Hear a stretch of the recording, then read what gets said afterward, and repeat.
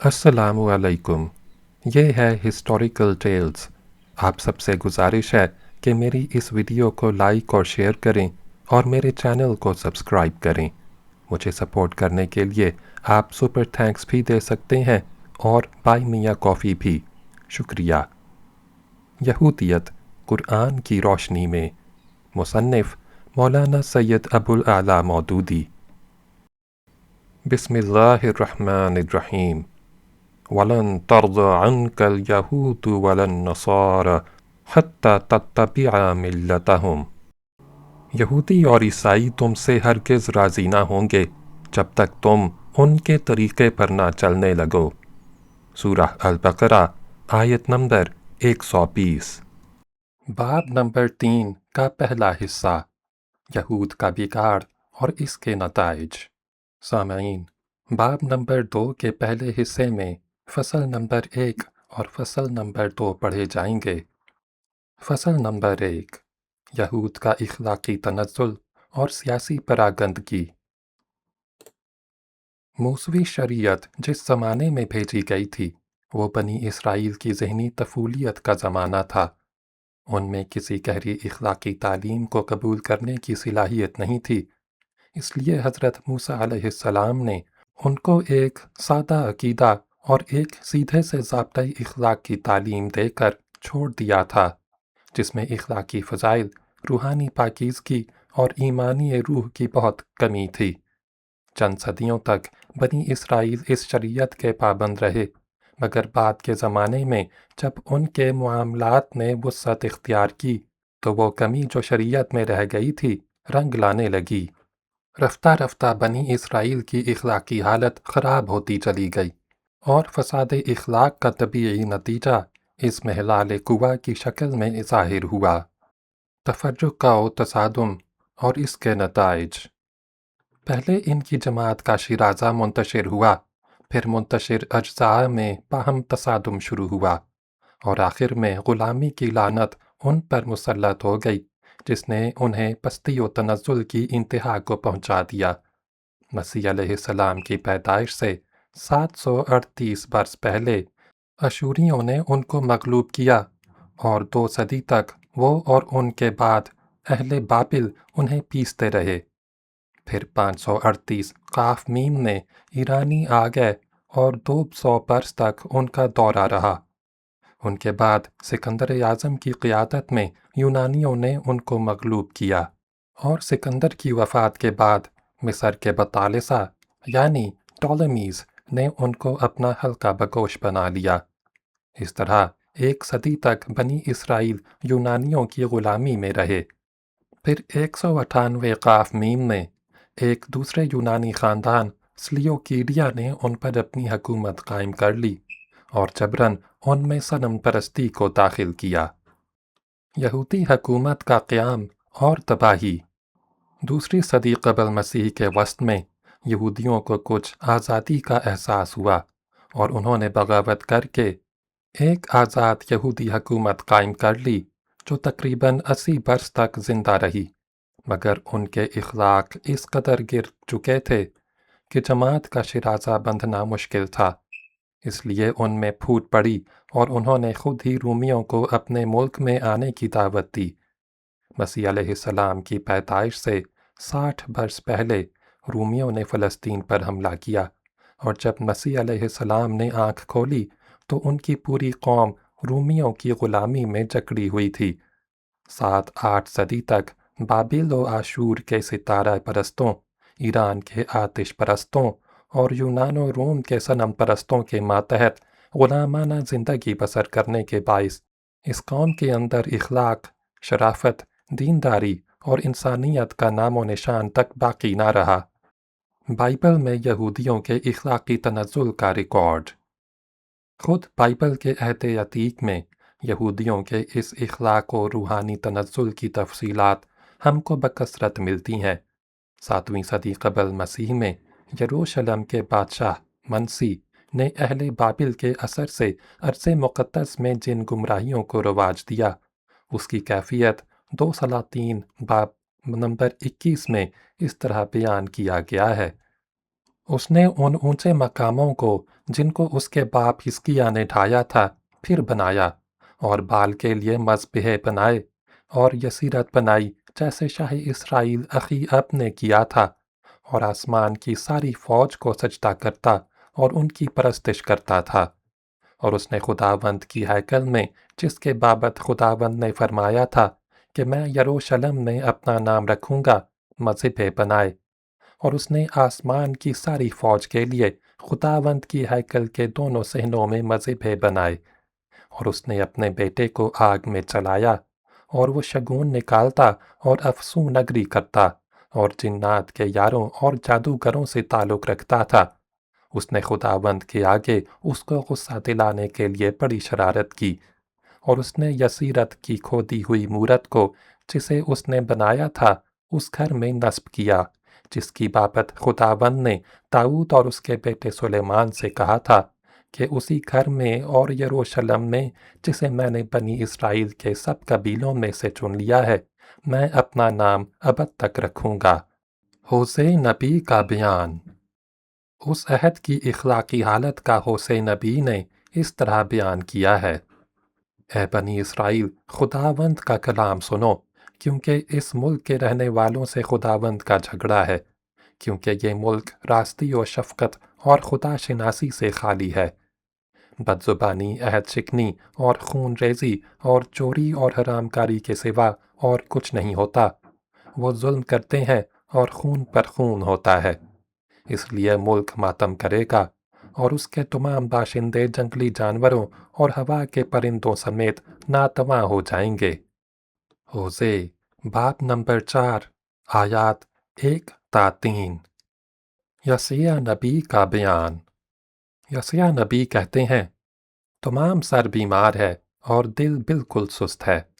तलवे से लेकर चंदिया तक उसमें कहीं सेहत नहीं है, बल्कि जख्म और चोट और सड़े हुए घाव हैं। तुम्हारा मुल्क उजाड़ है, तुम्हारी बस्तियां जल गईं, परदेसी लोग तुम्हारी ज़मीन को तुम्हारे सामने निगलते हैं। वो वीरान है, गोया कि इसे अजनबी लोगों ने उजाड़ा है। यसिया बाब नंबर 1 आयात 5 ता 7। वो बस्ती जो सरासर पाक दामन थी, कैसी छिनाल हो गई। वो तो इंसाफ से मामूर थी, रास्तबाजी उसमें बसती थी, पर अब खूनी रहते हैं। तेरी चांदी मैल हो गई, तेरे मैं में पानी मिल गया। तेरे सरदार गर्दन कुश चोरों के शरीक हैं। उनमें से हर एक रिश्वत व दस्त और इनाम तलब है। वो यतीमों का इंसाफ नहीं करते, और बेवाओं की फरियाद उन तक नहीं पहुंचती। यसिया बाब नंबर 1 आयात 21 ता 23।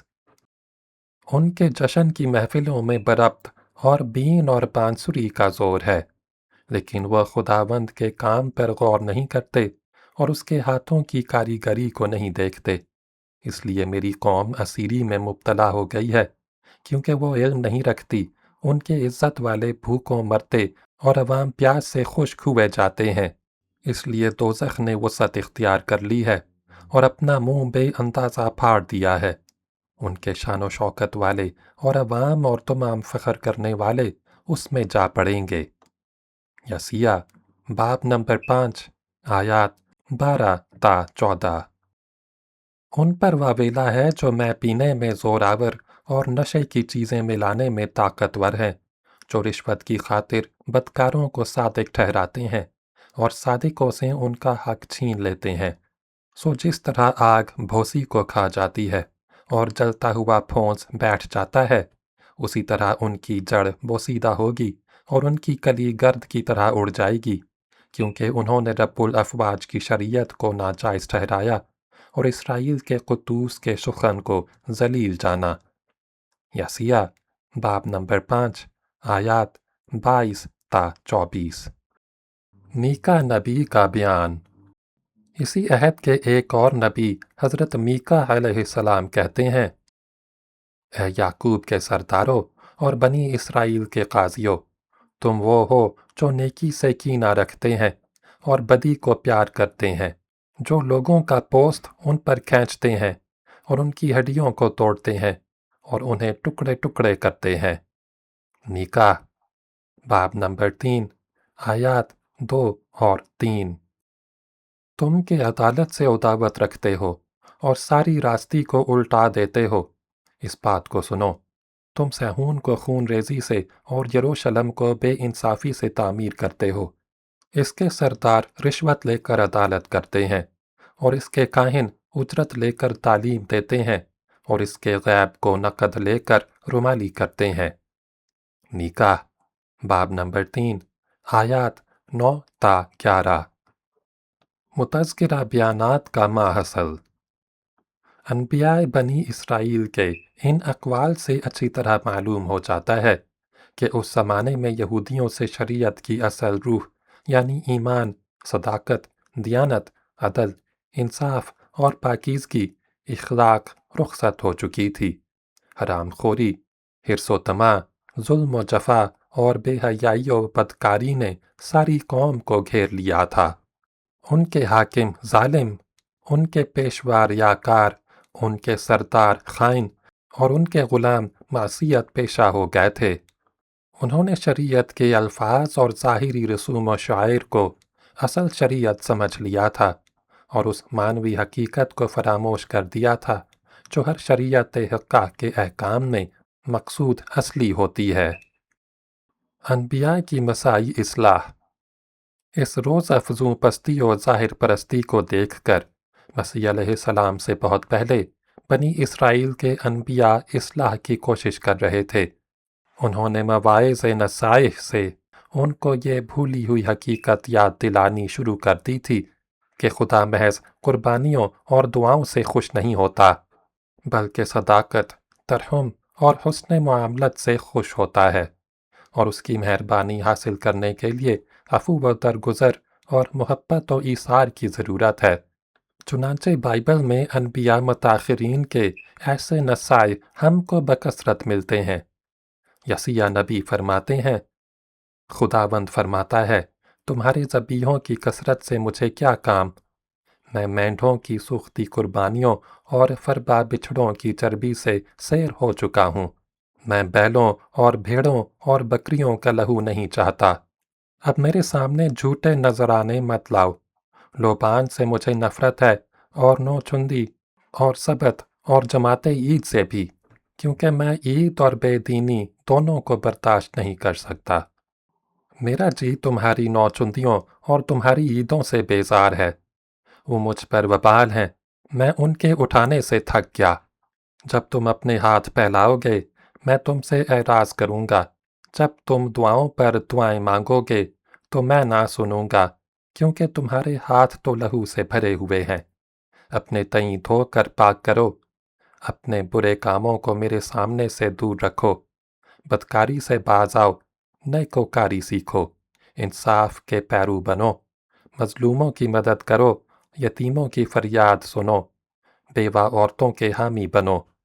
अगर तुम राज़ी और फरमाबरदार बनोगे तो ज़मीन से अच्छे फल खाओगे, और अगर इनकार करोगे और बगावत इख्तियार करोगे तो तलवार का लुक़मा बन जाओगे। यसिया बाब नंबर 1 आयात 11 ता 20। एक दूसरे मौके पर यसिया नबी इबादत व आमाल की मानवी रूह और फजीलत व इखलाक का दर्स इस तरह देते हैं, तुम इस मकसद से रोज़ा रखते हो कि लड़ाई झगड़ा करो और खबासत के मुक्के मारो, तो इस तरह का रोज़ा जैसा कि आजकल तुम रखते हो मतलूब नहीं है। क्या यही वो रोज़ा है जो मुझको पसंद है? ऐसा दिन जिसमें आदमी अपनी जान को फजूल दुख दे और अपने सर को झाव की तरह झुका दे और टाट और राख की तरह बिछा दे। क्या तुम उसको रोज़ा और खुदा का मंजूर नज़र दिन कहोगे?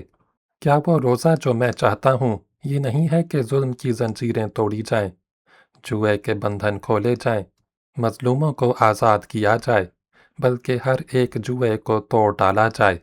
क्या ये नहीं कि तू अपनी रोटी भूखों को खिलाए और मस्कीनों को जो आवारा हैं अपने घर में पनाह दे, और जब किसी को नंगा देखे तो उसे पहना दे, और तू अपने हम जिनसों से मुंह न छुपाए।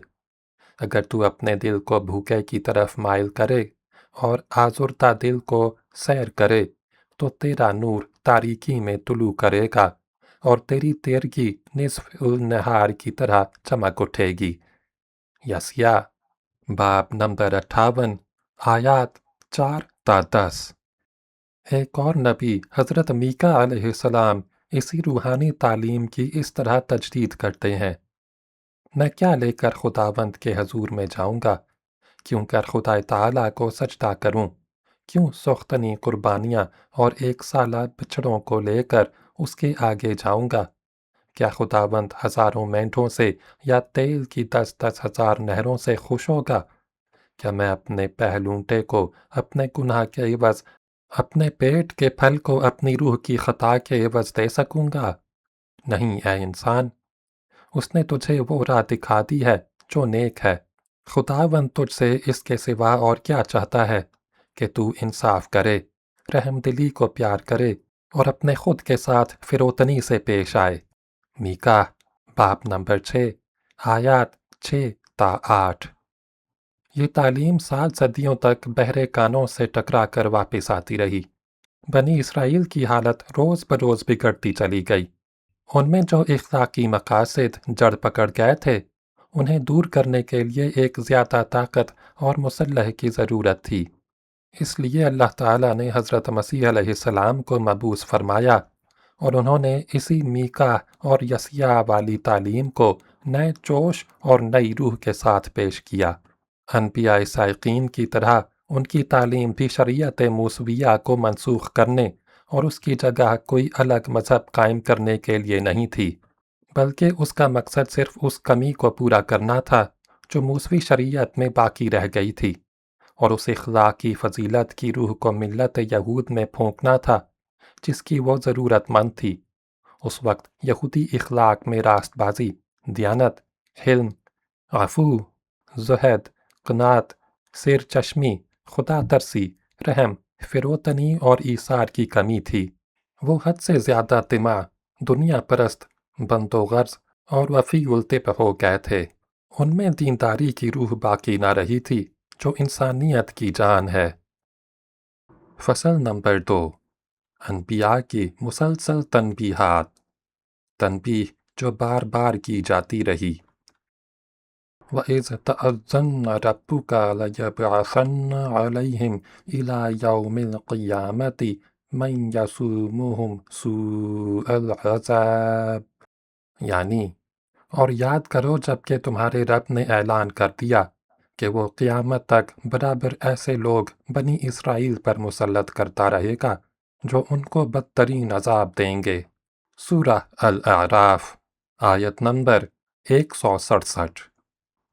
یہ تنبیہ بنی اسرائیل کو تقریباً 8ویں صدی قبل مسیح سے مسلسل کی جا رہی تھی۔ چنانچہ یہودیوں کے مجموعہ کتب مقدسہ میں یسیہ اور یرسیہ اور ان کے بعد آنے والے انبیاء کی تمام کتابیں اسی تنبیہ پر مشتمل ہیں۔ پھر یہی تنبیہ مسیح علیہ السلام نے انہیں کی، جیسا کہ اناجیل میں ان کی متعدد تقریروں سے ظاہر ہے۔ آخر میں قرآن نے ان کی توثیق کی۔ اب یہ بات قرآن اور اس سے پہلے صحیفوں کی صداقت میں ایک مبین شہادت ہے کہ اس وقت سے لے کر آج تک تاریخ میں کوئی دور ایسا نہیں گزرا ہے جس میں یہودی قوم دنیا میں کہیں نہ کہیں روندی اور پامالی نہ جاتی رہی ہو۔ 2 فسادوں کے بارے میں انتباہ۔ وَقَضَيْنَا إِلَىٰ بَنِي إِسْرَائِيلَ فِي الْكِتَابِ لَتُفْسِدُنَّ فِي الْأَرْضِ مَرَّتَيْنِ وَلَتَعْلُنَّ عُلُوًّا كَبِيرًا، یعنی پھر ہم نے اپنی کتاب میں بنی اسرائیل کو اس بات پر بھی متنبع کر دیا تھا کہ تم 2 مرتبہ زمین میں فساد عظیم برپا کرو گے اور بڑی سرکشی دکھاؤ گے۔ سورہ بنی اسرائیل آیت نمبر 4۔ حضرت داؤد علیہ السلام کی زبان سے اولین تنبیہ۔ بائبل کے مجموعہ کتب مقدسہ میں یہ تنبیہات مختلف مقامات پر ملتی ہیں۔ پہلے فساد اور اس کے برے نتائج پر بنی اسرائیل کو زبور، یسیہ، یرمیہ اور حزقییل میں متنبع کیا گیا ہے، اور دوسرے فساد اور اس کی سخت سزا کی پیشن گوئی حضرت مسیح علیہ السلام نے کی ہے، جو متی اور لوقا کی انجیلوں میں موجود ہے۔ ذیل میں ہم ان کتابوں کے متعلق عبارتیں نقل کرتے ہیں تاکہ قرآن کے اس بیان کی تصدیق ہو جائے۔ پہلے فساد کے ظہور پر تباہی کی خبر۔ پہلے فساد پر اولین تنبیہ حضرت داؤد علیہ السلام نے کی تھی، جس کے الفاظ یہ ہیں: انہوں نے ان قوموں کو ہلاک نہ کیا جیسا خداوند نے ان کو حکم دیا تھا، بلکہ ان قوموں کے ساتھ مل گئے اور ان کے سے کام کرنے لگے اور ان کے بتوں کی پرستش کرنے لگے جو ان کے لیے پھندہ بن گئے، بلکہ انہوں نے اپنی بیٹیوں کو شیاطین کے لیے قربان کیا اور معصوموں کا یعنی اپنے بیٹوں اور بیٹیوں کا خون بہایا۔ اس لیے خداوند کا قہر اپنے لوگوں پر بھڑکا اور اسے اپنی میراث سے نفرت ہو گئی، اور اس نے ان کو قوموں کے قبضے میں کر دیا اور ان سے عداوت رکھنے والے ان پر حکمران بن گئے۔ کتاب زبور، باب نمبر 106، آیات 34 تا 41۔ اس عبارت میں ان واقعات کو جو بعد میں ہونے والے تھے بصیغہ ماضی بیان کیا گیا ہے، گویا کہ وہ ہو چکے۔ یہ کتب آسمانی کا خاص انداز بیان ہے۔ پھر جب یہ فساد عظیم رونما ہو گیا تو اس کے نتیجے میں آنے والی تباہی کی خبر حضرت یسیع علیہ السلام نبی اپنے صحیفے میں یوں دیتے ہیں: خطا کار گروہ، بد کرداری سے لدی ہوئی قوم، بد کرداروں کی نسل، مکار اولاد، جنہوں نے خداوند کو ترک کیا، اسرائیل کے قدوس کو حقیر جانا اور گمراہ برگشتہ ہو گئے۔ تم کیوں زیادہ بغاوت کر کے اور مار کھاؤ گے؟ کتاب یسیع، باب نمبر 1، آیات 4 اور 5۔ وفادار بستی کیسی بدکار ہو گئی، وہ تو انصاف سے معمور تھی اور راست بازی اس میں بستی تھی، لیکن اب خونی رہتے ہیں۔ تیرے سردار گردن کش اور چوروں کے ساتھی ہیں، ان میں سے ہر ایک رشوت دوست اور انعام طلب ہے۔ وہ یتیموں کا انصاف نہیں کرتے اور بیواؤں کی فریاد ان تک نہیں پہنچتی۔ اس لیے خداوند رب الافواج اسرائیل کا قادر یوں فرماتا ہے کہ میں ضرور اپنے مخالفوں سے آرام پاؤں گا اور اپنے دشمنوں سے انتقام لوں گا۔ کتاب یسیع، باب نمبر 1، آیات 21 تا 24۔ وہ اہل مشرق کی رسوم سے پر ہیں اور فلسطینیوں کی مانند شگون لیتے اور بیگانوں کی اولاد کے ساتھ ہاتھ پر ہاتھ مارتے ہیں، اور ان کی سرزمین بتوں سے بھی پر ہے۔ وہ اپنے ہی ہاتھوں کی صنعت یعنی اپنی ہی انگلیوں کی کاریگری کو سجدہ کرتے ہیں۔ کتاب یسیع، باب نمبر 2، آیات 6 تا 8۔ اور خداوند فرماتا ہے: چونکہ سیہون کی بیٹیاں یعنی یروشلم کی رہنے والیاں متکبر ہیں اور گردن کشی اور شوخ چشمی سے خراماں ہوتی اور اپنے پاؤں سے ناز رفتاری کرتی اور گھنگرو بجاتی جاتی ہیں، اس لیے خداوند سیہون کی بیٹیوں کے سر گنجے اور ان کے بدن بے پردہ کر دے گا۔ تیرے بہادر تتیغ ہوں گے اور تیرے پہلوان جنگ میں قتل ہوں گے، اس کے پھاٹک ماتم اور نوحہ کریں گے اور وہ اجاڑ ہو کر خاک پر بیٹھے گی۔ کتاب یسیع، باب نمبر 3، آیات 16 تا 26۔ اب دیکھ خداوند دریا کے فرات کے سخت شدید سیلاب یعنی شاہ ایسور یعنی اسیریا اور اس کی ساری شوکت کو ان پر چڑھا لائے گا، اور وہ اپنے سب نالوں پر اور اپنے سب کناروں پر بہہ نکلے گا۔ کتاب یسیع، باب نمبر 8، آیت نمبر 7۔ یہ باغی لوگ اور جھوٹے فرزند ہیں جو خدا کی شریعت کو سننے سے انکار کرتے ہیں، جو غیب بینوں سے کہتے ہیں کہ غیب بینی نہ کرو، اور نبیوں سے کہ ہم پر سچی نبوتیں ظاہر نہ کرو، ہم کو خوشگوار باتیں سناؤ اور ہم سے جھوٹی نبوت کرو۔ بنی اسرائیل کا قدوس یوں فرماتا ہے کہ چونکہ تم اس کلام کو حقیر جانتے ہو اور ظلم اور کجروی پر بھروسہ کرتے ہو اور اسی پر قائم ہو، اس لیے یہ بد کرداری تمہارے لیے ایسی ہوگی جیسے پھٹی ہوئی دیوار جو گرا چاہتی ہے۔ وہ اسے کہار کے برتن کی طرح توڑ ڈالے گا، اسے بے دریغ चिकनाचूर करेगा। उसके टुकड़ों में एक टुकड़ा भी ऐसा ना मिलेगा जिस पर चूल्हे में से आग या हौज से पानी लिया जाए। किताब यशायाह बाब नंबर 30 आयात 9 ता 14। आखिरी लम्हे पर यिर्मयाह नबी की आवाज़। फिर जब सैलाब के बंद बिल्कुल टूटने को थे तो यिर्मयाह नबी की आवाज़ बुलंद हुई और उन्होंने कहा, खुदावंद यूं फरमाता है कि तुम्हारे बाप दादा ने मुझ में कौन सी बेइंसाफ़ी पाई जिसके सबब से वो मुझसे दूर हो गए और पुतलान की पैरवी करके बातिल हुए। मैं तुमको बागों और अहले ज़मीन में लाया कि तुम इसके मेवे और इसके अच्छे फल खाओ, मगर जब तुम दाखिल हुए तो तुमने मेरी ज़मीन को नापाक कर दिया और मेरी मीरास को मकरूह बनाया। मुद्दत हुई कि तूने अपने जुए को तोड़ डाला और अपने बंधनों के टुकड़े करवाए और कहा कि मैं ताबे ना रहूँगी। हाँ, हर एक ऊंचे पहाड़ और हर एक हरे दरख्त के नीचे तू लेट गई, यानी हर ताकत के आगे झुकी और हर बुत को सजदा किया। जिस तरह चोर पकड़ा जाने पर रुसवा होता है, उसी तरह इसराइल का घराना रुसवा हुआ। वो और उसके बादशाह और उमरा और काहिन और झूठे नबी जो लकड़ी से कहते हैं कि तू मेरा बाप है और पत्थर से कि तूने मुझे जन्म दिया, उन्होंने मेरी तरफ मुंह ना किया बल्कि पीठ की। पर अपनी मुसीबत के वक्त वो कहेंगे कि उठकर हमको बचा। लेकिन तेरे वो बुत कहाँ हैं जिनको तूने अपने लिए बनाया, और वो तेरी मुसीबत के वक्त तुझको बचा सकते हैं तो उन्हें क्यों कि ऐ यहूदा, जितने तेरे शहर में उतने ही तेरे माबूद हैं। किताब यिर्मयाह बाब नंबर 2 आयात 5 ता 28। खुदावंद ने मुझसे फरमाया, क्या तूने देखा कि बरगश्ता इसराइल यानी सामरिया की इसराइली रियासत ने क्या किया?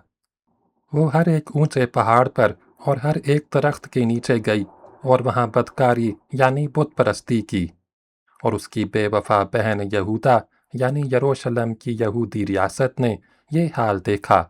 फिर मैंने देखा कि जब बरगश्ता इसराइल की जनाकारी यानी शिर्क के सबब से मैंने उसको तलाक दे दी और उसे तलाकनामा लिख दिया यानी अपनी रहमत से महरूम कर दिया, तो भी उसकी बेवफा बहन यहूदा ना डरी, बल्कि उसने भी जाकर बदकारी की और अपनी बदकारी की बुराई से ज़मीन को नापाक किया और पत्थर और लकड़ी के साथ जनाकारी यानी बुत परस्ती की। किताब यिर्मयाह बाब नंबर 3 आयात 6 ता 9। यरूशलेम के कूचों में गश्त करो और देखो और दरियाफ्त करो और उसके चौकों में ढूंढो, अगर कोई आदमी वहाँ मिले जो इंसाफ करने वाला और सच्चाई का तालिब हो तो मैं उसे माफ़ करूँगा। मैं तुझे कैसे माफ़ करूँ? तेरे फर्जंदों ने मुझे छोड़ा और उनकी कसम खाई जो खुदा नहीं है। जब मैंने उनको सैर किया तो उन्होंने बदकारी की और परे बांध कर कहबा खानों में इकट्ठे हुए। वो पेट भरे घोड़ों की मानिंद हुए। हर एक सुबह के वक्त अपने पड़ोसी की बीवी पर हिनहिनाने लगा। खुदा फरमाता है, क्या मैं इन बातों के लिए सजा दूंगा और क्या मेरी रूह ऐसी कौम से इंतकाम ना लेगी? किताब यिर्मयाह बाब नंबर 5 आयात 1 ता 9। है इसराइल के घराने, देख मैं एक कौम को दूर से तुझ पर चढ़ा लाऊंगा। खुदावंद फरमाता है, वो ज़बरदस्त कौम है, वो कदीम कौम है, वो ऐसी कौम है जिसकी ज़बान तू नहीं जानता और उसकी बात को तू नहीं समझता। उनके तरकश खुली कब्रें हैं, वो सब बहादुर मर्द हैं। वो तेरी फसल का अनाज और तेरी रोटी जो तेरे बेटों बेटियों के खाने की थीं खा जाएंगे। तेरे गाय बैल और तेरी बकरियों को चट कर जाएंगे। तेरे अंगूर और इंजीर निकल जाएंगे। तेरे मजबूत शहरों को जिन पर तेरा भरोसा है तलवार से वीरान कर देंगे। किताब यिर्मयाह बाब नंबर 5 आयात 15 ता 17। इस कौम की लाशें हवाई परिंदों और ज़मीन के दरिंदों की खुराक होंगी और उनको कोई ना हंकाएगा। मैं यहूदा के शहरों और यरूशलेम के बाज़ारों में खुशी और शादमानी की आवाज़, दूल्हा और दुल्हन की आवाज़ मौकूफ़ करूँगा, क्योंकि ये मुल्क वीरान हो जाएगा। किताब यिर्मयाह बाब नंबर 7 आयात 33 और 34। उनको मेरे सामने से निकाल दे कि चले जाएं, और जब वो पूछें कि हम किधर जाएं, तो उनसे कहना कि खुदावंद यूं फरमाता है कि जो मौत के लिए हैं वो मौत की तरफ, जो तलवार के लिए हैं वो तलवार की तरफ, और जो काल के लिए हैं वो काल को, और जो असीरी के लिए हैं वो असीरी हैं। किताब यर्मिया बाब नंबर 15 आयात 2 और 3। हिजकिय्याह नबी का यहूद से खिताब। फिर ऐन वक्त पर हिजकिय्याह नबी उठे और उन्होंने यरूशलेम को खिताब करके कहा, ऐ शहर, तू अपने अंदर खून रेजी करता है ताकि तेरा वक्त आ जाए, और तू अपने लिए बुत बनाता है ताकि तुझे नापाक करें। देख, इसराइल के उमरा सब के सब तो तुझ में हैं, मकदूर पर खून रेजी पर मुस्ताद थे। तेरे अंदर उन्होंने माँ बाप को हकीर जाना, तेरे अंदर उन्होंने परदेसियों पर जुल्म किया, तेरे अंदर उन्होंने यतीमों और बेवाओं पर सितम किया। तूने मेरी पाक चीज़ों को नापाक जाना और मेरे सब्तों को नापाक किया। तेरे अंदर वो हैं जो चुगलखोरी करके खून करवाते हैं, तेरे अंदर वो हैं जो बुतों की कुर्बानी से खाते हैं, तेरे अंदर वो हैं जो फसक व फजूर करते हैं, तेरे अंदर वो भी हैं जिन्होंने अपने बाप की हरम शिकनी की। तुझ में उन्होंने उस औरत से जो नापाक हालत में थी मुबाशरत की। किसी ने दूसरे की बीवी से बदकारी की, किसी ने अपनी बहू से बदजाती की, और किसी ने अपनी बहन अपने बाप की बेटी को तेरे अंदर रुस्वा किया। तेरे अंदर उन्होंने खून रेजी के लिए रिश्वत खोरी की। तूने ब्याज और सूद लिया और जुल्म करके अपने पड़ोसी को लूटा और मुझे फरामोश किया। क्या तेरे हाथों में ज़ोर होगा जब मैं तेरा मामला फैसल करूँगा? हाँ, मैं तुझको कौमों में तितर बितर करूँगा और तेरी गंदगी तुझ में से नाबूद कर दूँगा, और तू कौमों के सामने अपने आप में नापाक ठहरेगा और मालूम करेगा कि मैं खुदावंद हूँ। किताब हिजकील बाब नंबर 22 आयात 3 ता 16। ये थीं वो तनबीहात जो बनी इसराइल को पहले फसाद अजीम के मौके पर की गईं। दूसरे फसाद के मुतालिक हज़रत ईसा अलैहिस्सलाम का इंतिबाह।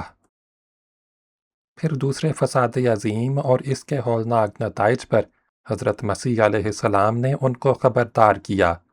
मती बाब नंबर 23 में आन जनाब अलैहिस्सलाम का एक मुफस्सिल खुतबा दर्ज है, जिसमें वो अपनी कौम के शदीद इखलाकी ज़वाल पर तनकीद करने के बाद फरमाते हैं, है यरूशलेम, तू जो नबियों को कत्ल करता और जो तेरे पास भेजे गए उनको संसार करता है, कितनी बार मैंने चाहा कि जिस तरह मुर्गी अपने बच्चों को परों तले जमा कर लेती है, इसी तरह मैं भी तेरे लड़कों को जमा कर लूं, मगर तूने ना चाहा। देखो, तुम्हारा घर तुम्हारे लिए वीरान छोड़ा जाता है।